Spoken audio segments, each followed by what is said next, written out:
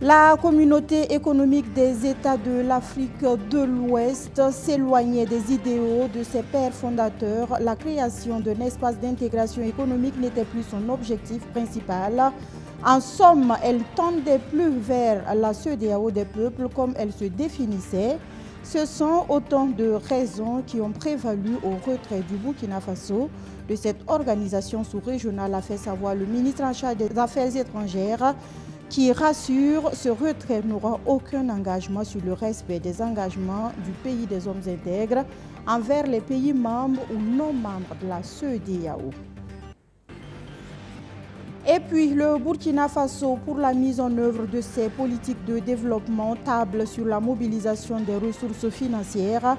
Pour cela, plusieurs mécanismes, dont l'emprunt auprès des partenaires bilatéraux, multilatéraux et sur le marché de la bourse régionale s'offre à lui. Des procédures pour renflouer ces caisses qui font état en 2023 d'une dette publique de plus de 7 000 milliards de francs CFA. Qui sont ces créanciers?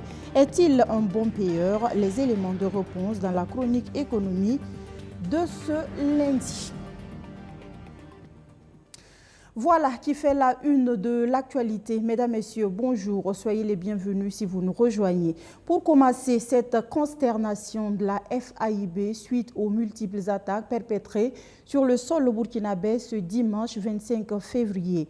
Dans une déclaration en date du 26 février 2024, la Fédération des associations islamiques du Burkina informe que la grande mosquée de Natia Boani, dans l'est du pays, a été la cible d'attaques ce dimanche dernier, occasionnant la mort de 14 fidèles, dont le grand imam de la localité.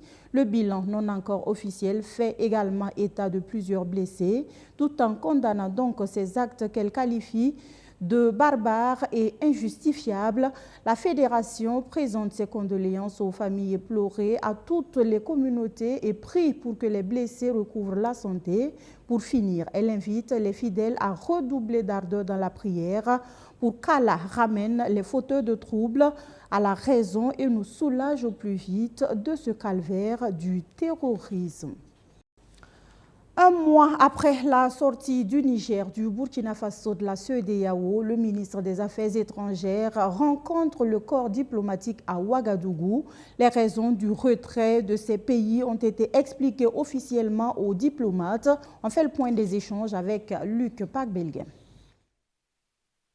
Le 28 janvier dernier, le Burkina Faso, le Mali et le Niger annonçaient leur sortie de la CEDEAO, la communauté économique des États de l'Afrique de l'Ouest, avec effet immédiat.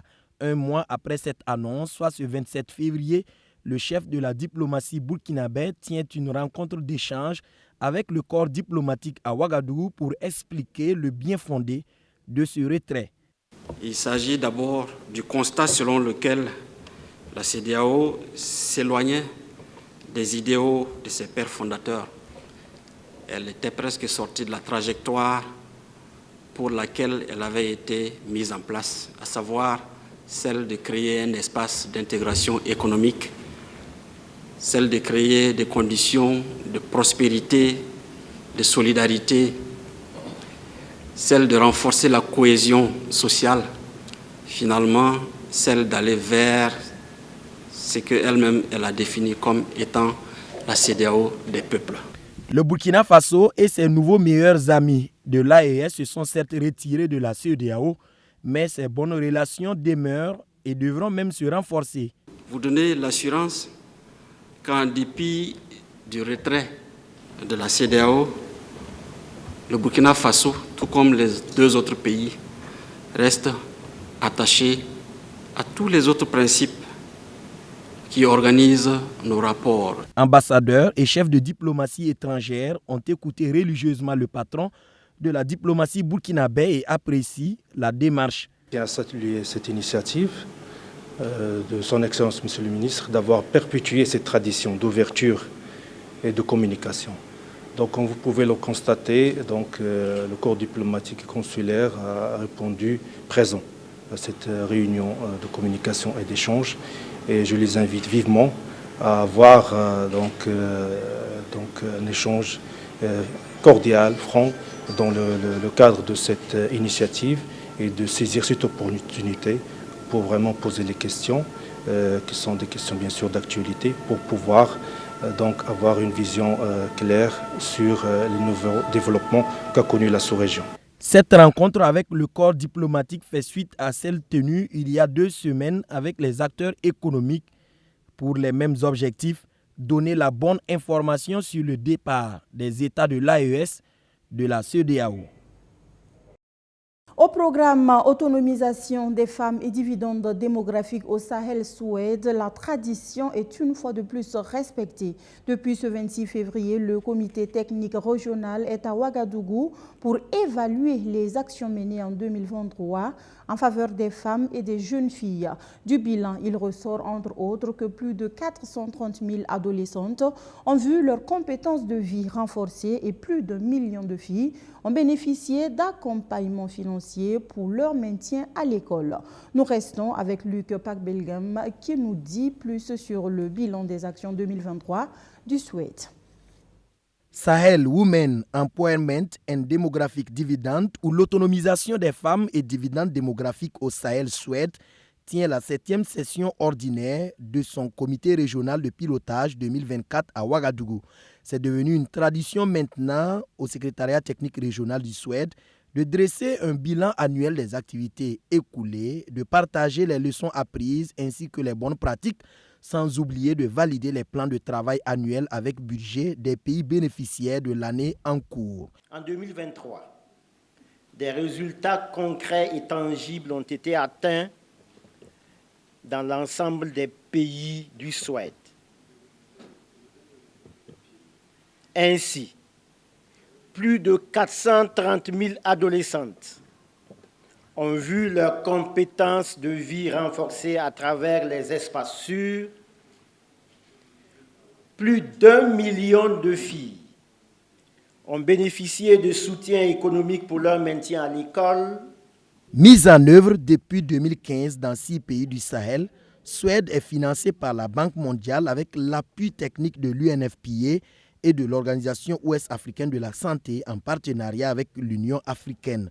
C'est un projet qui vise à accélérer la transition démographique, à déclencher le dividende démographique et à réduire les inégalités de genre dans la région du Sahel.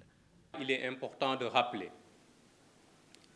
qu'en raison des mariages d'enfants, des grossesses précoces et fréquentes et des abandons scolaires prématurés, les filles, de même que leurs futurs enfants, sont exposées à un risque accru de problèmes de santé, à une diminution importante de leur accès à l'éducation et de leurs perspectives de revenus à l'âge adulte. Au départ, le projet Soued concernait le Burkina Faso, la Côte d'Ivoire, le Mali, la Mauritanie, le Niger et le Tchad. En cours de chemin, le Bénin, le Cameroun et la Guinée ont rejoint et prochainement, il est annoncé l'arrivée du Congo, de la Gambie, du Sénégal et du Togo, portant à 13 le nombre de pays membres de ce projet d'envergure. L'ONG Practical Action aussi fait de l'amélioration des conditions des femmes son cheval de bataille. Grâce à elle, les étuveuses de riz de Tansaïga, dans la commune rurale de Zungu, dans le Ganzourgou, n'auront plus besoin d'utiliser le bois de chauffe pour leurs activités. Le biodigesteur et le foyer amélioré, 2 techniques améliorées justement de cuisson, le remplacent désormais. C'est le programme Énergie renouvelable pour les moyens de subsistance agricole au Burkina Faso qui produit ainsi ses effets au grand bonheur des producteurs bénéficiaires. Océane Dabonné, Maxime Boudot, reportage. Tansaïga, commune rurale de Zungu dans le plateau central. Ici, l'énergie est produite grâce à un biodigesteur, une technologie qui permet de transformer les excréments d'animaux en biogaz. Le dispositif offert par l'ONG Practical Action a pour objectif de réduire au maximum la consommation du bois de chauffe dans les ménages, de quoi soulager les bénéficiaires. Avant, nos femmes allaient au marché ou en brousse à la recherche du bois de chauffe pour étuver le riz que nous produisons. Avec cette nouvelle technologie, Nous sommes soulagés. On aura juste besoin d'eau et de la fémule organique. Tout cela, nous l'avons quotidiennement chez nous. Grand merci à l'ONG et ses partenaires. Un biodigesteur, mais aussi un foyer amélioré. Avec cette technologie, les étuveuses de riz utilisent moins de bois de chauffe pour la même cuisson de riz. Mais avant que le gaz n'arrive dans les foyers pour le cas du biodigesteur, la coopérative a reçu une formation en énergie renouvelable. C'est dans le cadre du programme Énergie renouvelable pour les moyens de subsistance agricole au Burkina Faso. Il est exécuté également en partenariat avec 3 autres projets, Beug Pouto, Provalable 2 et Wegpani. Comment l'énergie renouvelable peut être utilisée pour favoriser la production agricole. Donc c'est dans cette optique que le Provalable a été impliqué et a pris part à la mise en œuvre de ce projet. Et nous sommes fiers aujourd'hui de voir vraiment des actions pratiques sur le terrain. Non seulement le biodigesteur et les foyers améliorés, tout ça, ça contribue à accroître la production agricole pour nos producteurs. Globalement, tous ces projets visent à apporter des solutions durables et inclusives aux défis liés à l'agriculture et l'énergie au Burkina Faso. L'idée, c'est qu'on va trouver les moyens d'utiliser l'énergie renouvelable, notamment le solaire, soit pour la production d'énergie, pour la productivité.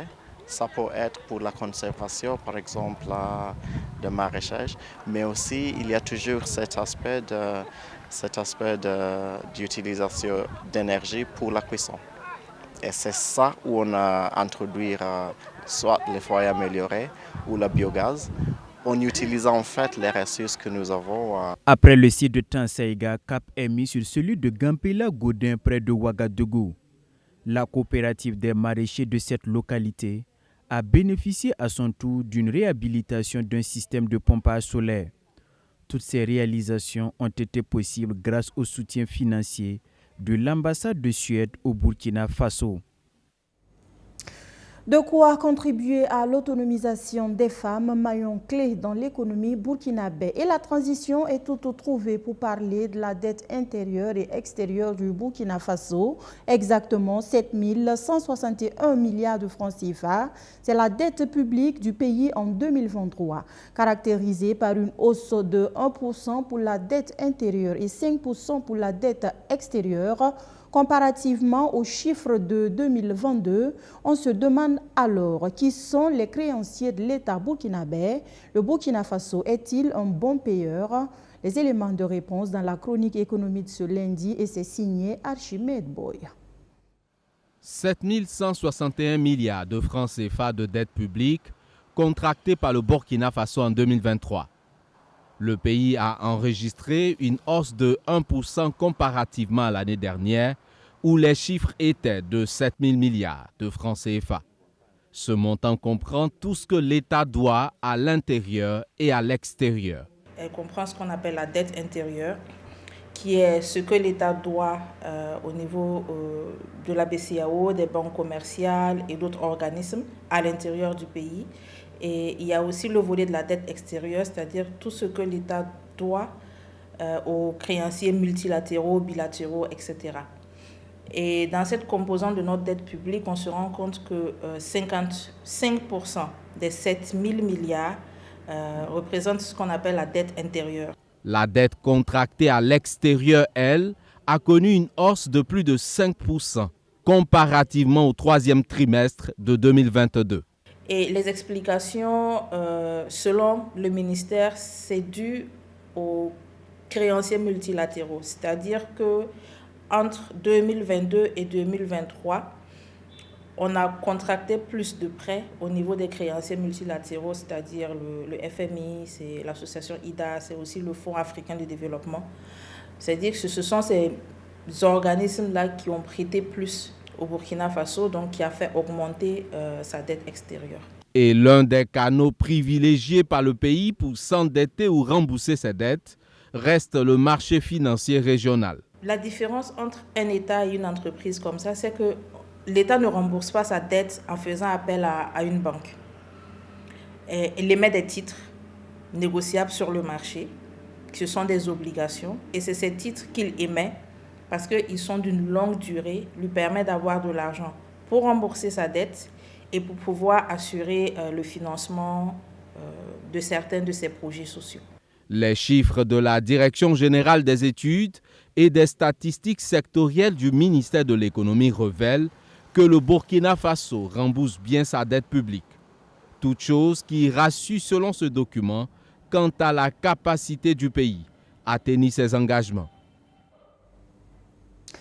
Cette question à présent, comment prévenir les conflits communautaires sur l'axe Ouaga-Kaya-Djibo-Dori et consolider du même coup les acquis de paix dans le cadre de la lutte contre le terrorisme? C'est une interrogation à laquelle Labo Citoyenneté tente d'apporter des réponses. Dans ce cadre, l'organisation a initié une rencontre d'échange sur le rôle des légitimités religieuses et traditionnelles dans la prévention concertée des conflits locaux. Plusieurs acteurs sociaux de la région du Centre-Nord y ont pris part. Ces acteurs qui seront envoyés en mission pour décrypter et désamorcer les crises liées au foncier ou à la chefferie traditionnelle. Benjamin Kwame était à l'ouverture des travaux intervenus hier à Kaya. Voici son compte-rendu. Dans la région du Centre-Nord, tout comme dans bien d'autres régions du Burkina Faso, la crise sécuritaire qui a pris une proportion inquiétante depuis 2019 a fragilisé davantage le tissu social. Le terrorisme et l'extrémisme violent font bon ménage. À côté, le gouvernement, à travers les forces de défense et de sécurité, multiplie les actions offensives pour récupérer des localités. Si ces offensives portent des fruits par endroits avec le retour des populations à la base, il faut consolider ces acquis. En réunissant les acteurs sociaux de la région du Centre-Nord, Labo Citoyenneté veut emmener ces acteurs en mission pour prévenir certaines crises pouvant faire basculer les populations dans de nouveaux conflits, notamment sur le foncier. Nous sommes en train d'identifier les vecteurs de dialogue, les vecteurs qui peuvent permettre aux uns et aux autres de s'asseoir pour parler. L'homme meurt pour 3 problèmes. 1. Le pouvoir, non-pouvoir, la femme et la terre.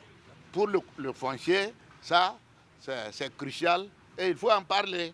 Il ne faut pas qu'une question de foncier soit tabou. À travers Solidaire, consolider les liens sociaux, la redevabilité et la sécurité communautaire, concrètement, durant 48 heures, il sera question à cet atelier qui met un point d'honneur sur le volet axe Ouaga-Kaya-Djibo-Dori, comment prévenir les conflits communautaires, relever les préoccupations majeures, les aspirations de l'ensemble des acteurs à la base dans le domaine foncier est l'autre pan de cette rencontre. L'objectif final est de retrouver une paix sociale à grande échelle. C'est aussi ce que recherchent les autorités régionales du Centre-Nord. Cette crise a vraiment des impacts négatifs aussi bien sur la cohésion sociale que sur la situation sécuritaire de notre région. On a besoin en tout cas que les acteurs au niveau de la région du Centre-Nord, qui sont le DPREJEC et le PPREJEC, le RIGEC, qui sont des démembrements de l'ENAPREJEC au niveau national, puissent avoir les outils nécessaires afin que le renforcement des capacités puisse être une réalité pour venir à bout de leur mission qui est quoi? Qui est de prévenir les conflits. Au terme de cette rencontre d'échange et de propositions de solutions, tous les participants verront leur capacité d'analyse et d'intervention en matière de gestion et de prévention des conflits renforcés. Un autre atelier se tiendra les jours à venir, cette fois dans la région du Sahel, avec toujours le même objectif. Après le lancement officiel à Ouagadougou, Pépite d'entreprise a déposé ses valises à Bobo-Dioulasso, où les organisateurs ont également procédé officiellement à donner au top départ de la compétition à travers échange et partage d'expériences. À noter que pour cette 5e édition, plus de 1200 porteurs de projets vont tenter de remporter le premier prix. On voit tout cela avec Ini Sonia Kam et Soto Justin Ndabiri. Ils sont au total 250 jeunes entrepreneurs âgés de 18 à 35 ans inscrits à Bobo-Dioulasso pour participer à la 5e édition de Pépite d'entreprise. Émission de télé-réalité initiée par la télévision BF1, Pépites d'entreprise vise à accompagner les jeunes porteurs de projets d'entreprise dans la réalisation de leurs rêves. Durant 10 mois, ils seront coachés et formés dans la mise en place de leurs projets. C'est une aventure palpitante qui va se tenir donc jusqu'au mois de décembre. Nous sommes donc partis pour 11 mois de compétition. Et pour cette première session ici à Bobo-Dioulasso, nous avons eu l'immense privilège d'avoir avec nous notre papa, M. Koné Yaya, qui est le PDG de Sanlé Séchage Export, une grande entreprise, un fleuron de l'exportation burkinabé vers l'international. Et il a partagé son expérience avec les pépites. Le promoteur de l'entreprise Sanlé Séchage Export a également prodigué des conseils à ces jeunes entrepreneurs pour la réussite de leurs projets. Je souhaite à ces jeunes courageux une belle vie, qu'ils aient des entreprises crédibles, solides, une entreprise qui va mener des activités gagnant-gagnant. Donc c'est ce que je leur souhaite. Lancé en 2020 avec seulement 100 jeunes inscrits, ils sont en 2024 1280 jeunes inscrits à la 5e édition de Pépites d'entreprise. Des jeunes qui comptent donner le meilleur d'eux-mêmes pour remporter le gros lot de 15 millions de francs CFA et succéder à Florentine Sanou, vainqueur de la 4e édition de Pépites d'entreprise. Puisque nous sommes à Bobo-Dioulasso, on y reste pour parler de cette sortie discographique. L'artiste musicien Djely Karim signe son retour sur le marché du disque avec Doni Doni, qui veut dire petit à petit en langue locale dioula. Un deuxième album de 13 titres qui parle entre autres d'amour et de persévérance. Majid Bakouan était à la dédicace de l'œuvre. Il nous fait découvrir sa coloration musicale.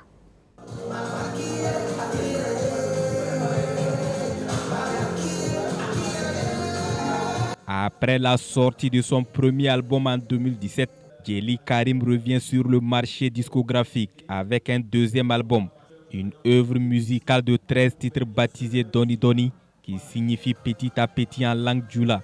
Dans cet album, l'artiste chante l'amour, l'engagement et la persévérance. L'opus chanté dans un style afro-manding est un appel à la persévérance selon l'artiste.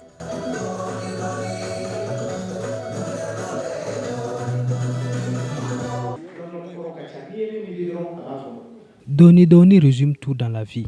Par exemple, avec mon manager, nous avons commencé petit à petit et nous voilà devant vous aujourd'hui. Dans toute chose, il faut garder le courage et la patience. C'est pour dire que petit à petit, notre pays retrouvera la paix.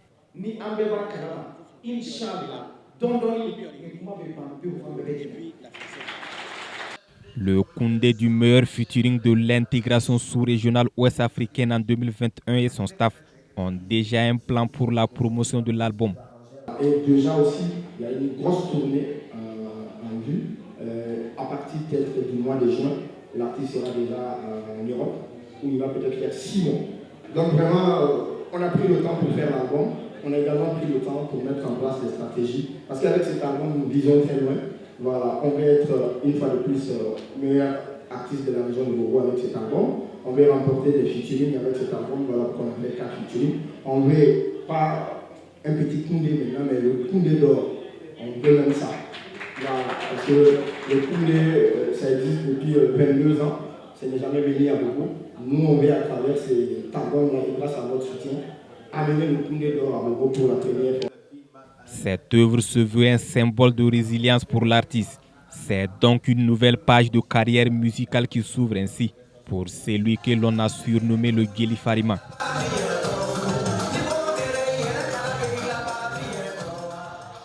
Sport, football à présent avec des nouvelles du championnat national. Dans le cadre de la 19e journée de cette compétition, le Racing Club de Bobo-Dioulasso était face à l'AS Fayenenga hier 26 février sur la pelouse du stade municipal de Ouagadougou. Mal en point, les deux équipes avaient pour ambition de gagner pour améliorer leur situation au classement. Mais au coup de sifflet final, elles se sont contentées du point du match nul. Voyons tout cela avec Madi Zongo et Abdouaziz Sarri. Dans la saison galère qu'il vit, le Racing Club de Bobo-Dioulasso est abandonné par ses supporters. Et ce n'est pas tout. Depuis la démission du président Jules Traoré et son équipe, les Tigres de Diarra-Dougou se cherchent des dirigeants. Vous savez, quand une équipe ne gagne pas, c'est difficile d'avoir des supporters qui sont là pour la cause. Et j'ai lancé aussi la dernière fois pour que les gars viennent supporter l'équipe. Parce que c'est dans les difficultés que les supporters, on doit le ressentir. Mais chez nous, ce n'est pas le cas. Même à l'entraînement, vous allez aller à l'entraînement aujourd'hui au RCB, vous n'allez pas avoir beaucoup de supporters. Même nos dirigeants, souvent tu les attends, même personne ne vient pour remonter le moral des enfants. Comme ça, là, on va aller. C'est difficile. Loin de se résigner, l'encadrement technique a décidé de mener le combat pour sauver ce qui peut l'être. Face à l'Asfa Yenega le 26 février, les hommes de Drissa Traoré voulaient gagner pour décoller au classement. Toutes les équipes présentement ont des difficultés et ces difficultés-là se répercutent généralement sur les performances des joueurs aussi. Voilà. Mais nous essayons quand même de leur remonter le moral pour que vraiment la situation dans laquelle nous nous trouvons là, pour qu'on puisse quitter. Voilà. On respecte l'adversaire, mais dans notre situation, il faut qu'on gagne des points. Et si on ne gagne pas de points, on ne peut pas sortir du gouffre. On est sur la ligne rouge. Voilà, donc il nous faut des victoires pour pouvoir remonter. C'est vrai que ceux qui sont devant là ne sont pas trop loin, mais pour nous rassurer, il nous faut des victoires. Vous avez constaté avec moi qu'on a eu des occasions, mais ça ne rentre pas. Alors que pendant toute la semaine, on travaille devant les buts. On travaille devant les buts, mais bon, un jour ça va venir, ça va rentrer. Depuis son arrivée à la tête des Jaunes et Verts, lors de la 16e journée, Mohamadi Bagué compte 2 défaites et 1 victoire. 10e au classement, les Jaunes et Verts ont besoin de points. Mais la tactique du fils spirituel de Saboteur n'a pas permis de marquer le moindre but au RCB. Il y avait trop de duels, voilà, mais les duels, on n'a pas joué à terre. Voilà, c'était ça le mot d'ordre, il fallait déposer le ballon pour jouer. À chaque fois qu'on arrive à jouer 1-2, vous voyez que tout de suite on trouve des décalages et on trouve des occasions de but. Bon, il faut dire que c'est aussi les milieux de terrain du Racing qui ne nous ont pas permis de déposer le ballon. Après, on a fait des changements au milieu pour avoir ça. Mais on n'a jamais pu trouver ce rythme au milieu de terrain qui permet d'approvisionner les attaquants. C'était ça le grand défi de ce match.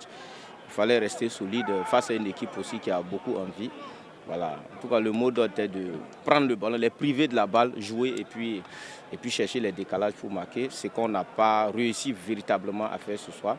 Et donc, c'est normal qu'on s'en sorte avec un seul point. Ce score nul et vierge ne fait l'affaire d'aucune équipe. Il est temps pour les 2 protagonistes de changer de fusil d'épaule s'ils veulent connaître une meilleure fin de saison. Voilà, mesdames, messieurs, on s'arrête là pour les actualités de la mi-journée sur BF1. Merci d'avoir suivi ce journal qui s'achève. Je vous retrouve ici même heure, même canal demain pour un autre point de l'actualité demain. En attendant, ne zappez surtout pas, nos programmes se poursuivent. Bonsoir.